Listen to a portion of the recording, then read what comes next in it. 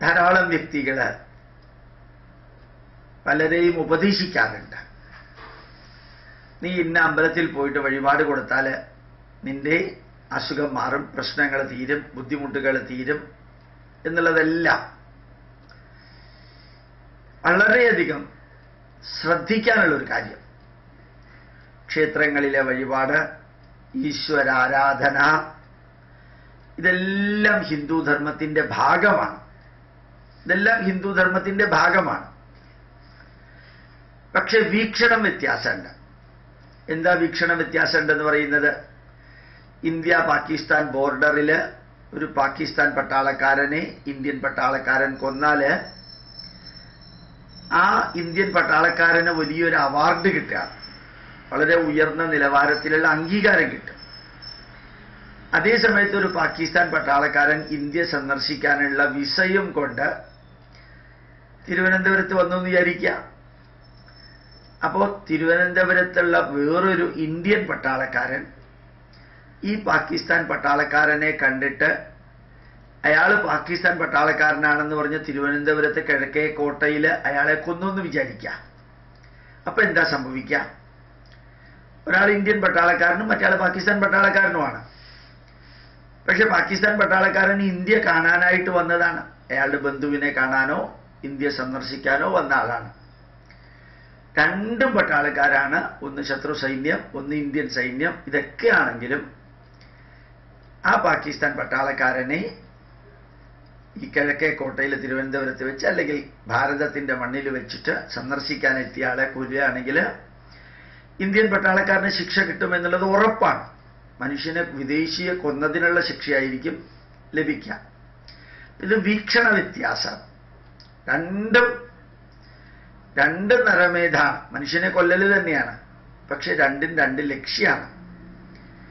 അതേപോലെ അമ്പലത്തിൽ വഴിപാടിന് കൊടുക്കുക എന്ന് പറയുന്നത് അമ്പലം വളരണം, അമ്പലം നിലനിൽക്കണം, അത് വികസിക്കണം, ആ പ്രദേശത്തുള്ളവർക്ക് മുഴുവനും ആ ക്ഷേത്രം കൊണ്ട് പ്രയോജനം ഉണ്ടാവണം, മനസ്സിന് ശാന്തി ലഭിക്കണം, അമ്പലത്തിൽ വരുന്നത് കൊണ്ട് ശരീരത്തിന് ആരോഗ്യം ലഭിക്കണം, അമ്പലത്തിലൂടെ കുടുംബ ബന്ധങ്ങൾ ദൃഢമാക്കാനുള്ള അവസരം ഉണ്ടാവുന്നുണ്ട്, സാംസ്കാരിക മൂല്യങ്ങൾ, ക്ഷേത്രകലകൾ, ക്ഷേത്രവാദ്യങ്ങൾ, ക്ഷേത്രാനുഷ്ഠാനങ്ങളെല്ലാം അമ്പലവുമായിട്ട് ബന്ധപ്പെട്ടിരിക്കുന്നു. സമൂഹത്തിന്റെ ഐക്യത്തിന് ഏറ്റവും പ്രാധാന്യമുള്ള ഒരു കേന്ദ്രമാണ് ക്ഷേത്രങ്ങൾ. വിവിധ വിഭാഗത്തിൽപ്പെടുന്ന ജനങ്ങൾ ഒരുമിച്ച് വരുന്നുണ്ട്, എല്ലാം അവിടെ സംഭവിക്കുന്നുണ്ട്. രാഷ്ട്രത്തിന്റെ ഉദ്ഗ്രഥനത്തിന്റെ കേന്ദ്രവും കൂടിയാണ് അമ്പലം. ശബരിമലയിൽ എവിടെ നിന്നെല്ലാം ആൾക്കാർ വരുന്നു, തിരുപ്പതിയിൽ, പഴനിയിൽ, മധുര മീനാക്ഷി ക്ഷേത്രത്തിൽ എവിടെ നിന്നെല്ലാം ആൾക്കാർ വരുന്നു നോക്കുക. എല്ലാം ഭാരതത്തിന്റെ വിവിധ ഭാഗങ്ങളിൽ നിന്ന്, പിന്നെ വിദേശത്ത് നിന്ന് വരെ വരുന്നുണ്ട്. അത് നാഷണൽ ഇന്റഗ്രേഷന്റെ കേന്ദ്രമാണ്. അതെല്ലാം നിലനിൽക്കുന്നതിന് ഏറ്റവും നല്ല മെത്തേഡ് വഴിപാടുകൾ തന്നെയാണ്. ഈ വഴിപാടുകൾക്ക് ഒരു പേരുണ്ട് നമ്മളുടെ ഭാരതീയ വീക്ഷണപ്രകാരം. വഴിപാട് കൊടുക്കുന്നത് ഈശ്വരന് പൈസ കൊടുത്തിട്ട് നമ്മളുടെ ചില കാര്യങ്ങളൊക്കെ നേടിയെടുക്കാനുള്ള ഒരു കേന്ദ്രമായിട്ടല്ല ഈശ്വരനെ ഹിന്ദുക്കൾ കാണുക. ഈശ്വരന് ഇഷ്ടമുള്ള പായസം കൊടുക്കുക, എന്നിട്ട് തൻ്റെ കാര്യം നേടുക. ഈശ്വരന് നല്ല രീതിയിൽ സ്വർണത്തിന്റെ ഒരു മോതിരം കൊടുക്കുക, അല്ലെങ്കിൽ മാല കൊടുക്കുക, എന്നിട്ട് തൻ്റെ കാര്യം നേടുക. ഈശ്വരന് കുറെ 1001 അപ്പം കൊടുക്കുക, എന്നിട്ട് എൻ്റെ കാര്യം നേടുക. അങ്ങനെ ഒരു ചിന്താധാര സാധാരണക്കാരുടെ മനസ്സിൽ കോമൺ സെൻസിൽ കൊടുത്തു എന്നുള്ളതല്ലാതെ അങ്ങനെ ഈശ്വരനെ സന്തോഷിപ്പിച്ച് നമ്മളുടെ കാര്യം നേടത്തക്ക വിധത്തിലുള്ള ഒരു വഴിപാടല്ല ഭാരതത്തിൽ. വഴിപാട് എന്ന് പറയുമ്പോൾ ശരിക്കും പഞ്ചമഹായജ്ഞത്തിൽ പങ്കെടുക്കാണ്.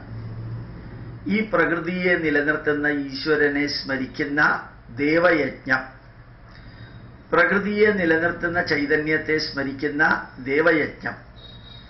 നമ്മളുടെ സംസ്കാരം, ഭാരതീയ ഹിന്ദു സംസ്കാരം നമുക്ക് തന്ന ഋഷീശ്വരന്മാരെ സ്മരിക്കുന്ന ഋഷിയജ്ഞം, ദേവയജ്ഞം, ഋഷിയജ്ഞം.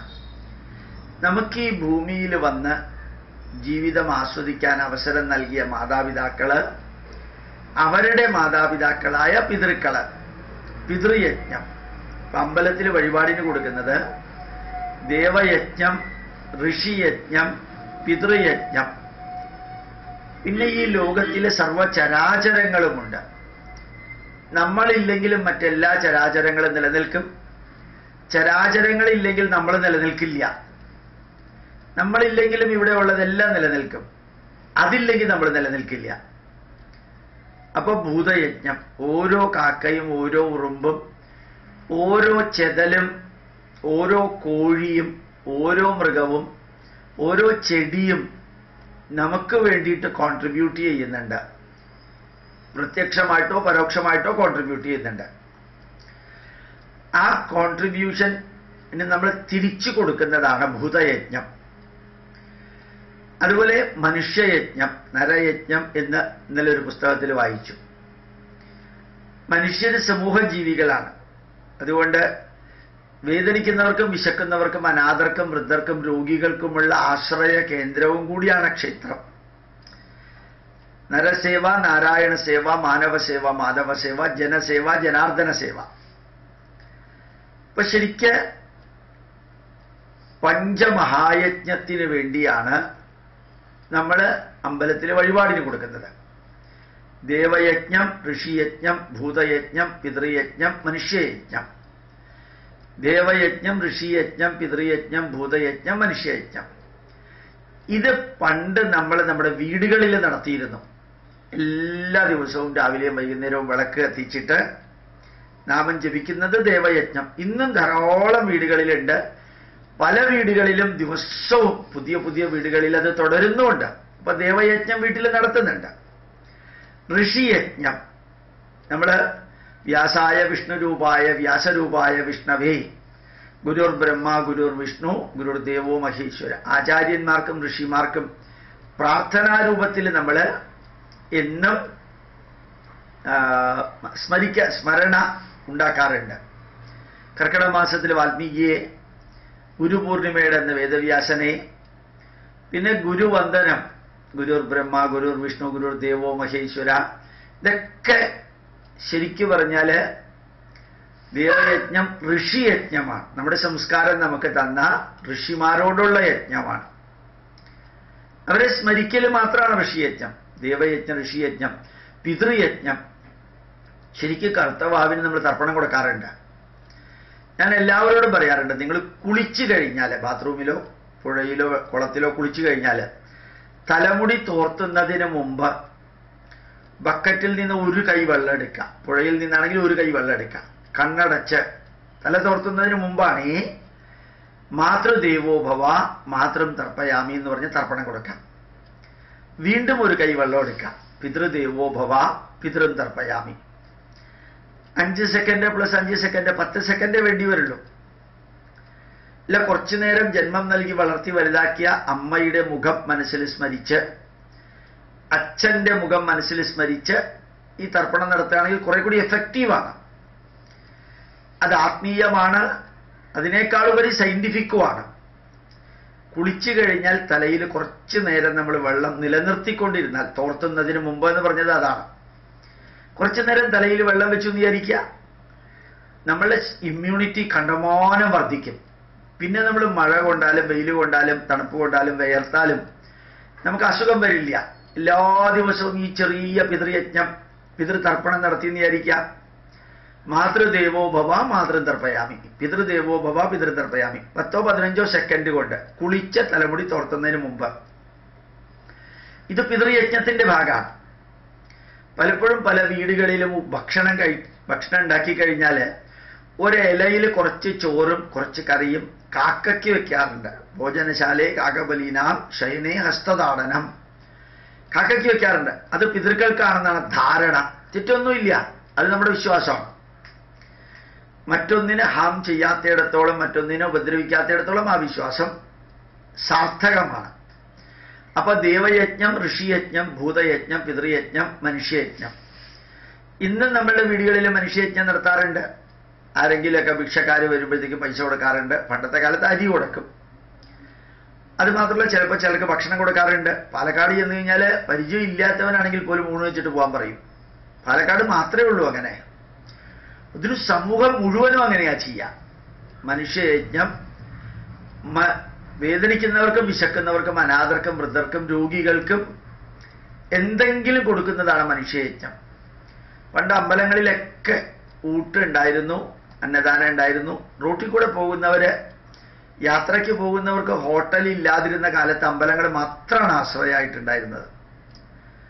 അപ്പോ ഈ 5 മഹായജ്ഞം നടത്തുന്നതിനാണ്, അത് അമ്പലങ്ങളിൽ നടക്കാറുണ്ട്, അതിൽ പങ്കെടുക്കുന്നതിനാണ് നമ്മൾ വഴിപാടിന് കൊടുക്കുന്നത്. പണ്ട് പടിപ്പുര വീടുകളില് രാത്രിയില് അത്താഴപ്പട്ടിണിക്കാരുണ്ടോ എന്ന് 2-3 പ്രാവശ്യം ചോദിച്ചതിന് ശേഷമേ പടിപ്പുര വീടിന്റെ പടിപ്പുരയിലെ വാതിൽ അടയ്ക്കുള്ളൂ. പടിപ്പുരയിലെ വാതിൽ അടയ്ക്കുന്നതിന് മുമ്പ് അത്താഴപ്പട്ടിണിക്കാരുണ്ടോ എന്ന് ചോദിക്കും. ശനിയാഴ്ച ദിവസം ഭിക്ഷക്കാർക്ക് വേണ്ടി മാറ്റിവെച്ച ഒരു ദിവസമാണ് ധർമ്മം തരണേ എന്ന് പറയുന്നത്. ഇപ്പൊ നമ്മൾ ഓർമ്മിക്കാനുള്ളത്, ഇതെല്ലാം നമ്മുടെ വീടുകളിൽ നടത്തിയിരുന്നു. ഇപ്പോഴും ശരിക്കും നടക്കുന്നുണ്ട്, ധാരാളം വീടുകളിൽ നടക്കുന്നുണ്ട്. അതൊക്കെ വിട്ടുപോയിട്ടൊന്നുമില്ല. ചില വീടുകളിൽ അവർക്ക് ഇത് അറിഞ്ഞുകൂടാ. ഒരുപക്ഷെ ഇതിപ്പോ ഞാൻ പറയുന്നത് കേട്ട് തന്നെ കുറേ പേരത് ജീവിതത്തിൽ പകർത്താൻ സാധ്യതയുണ്ട്. ഒന്ന് പറഞ്ഞു കൊടുത്താൽ സ്വീകരിക്കാൻ തയ്യാറായിട്ടുള്ളവർ ധാരാളം പേരുണ്ട്. ഇപ്പോ ഓർമ്മിക്കാനുള്ളത്, പഞ്ചമഹായജ്ഞത്തിന് വേണ്ടിയിട്ടാണ് വഴിപാടിന് കൊടുക്കുന്നത്. ദേവയജ്ഞം, ഋഷിയജ്ഞം, പിതൃയജ്ഞം, ഭൂതയജ്ഞം, മനുഷ്യയജ്ഞം. ഒന്നുകൂടി പറയാം, പഠിക്കണം നിങ്ങൾ. ദേവയജ്ഞം, ഋഷിയജ്ഞം, ഭൂതയജ്ഞം, പിതൃയജ്ഞം, മനുഷ്യയജ്ഞം. പഞ്ചമഹായജ്ഞത്തിന് വേണ്ടിയിട്ടാണ് അമ്പലത്തിൽ വഴിപാടിന് കൊടുക്കുന്നത്. ഓർമ്മിക്കട്ടെ. പ്രണാമം. നമസ്കാരം.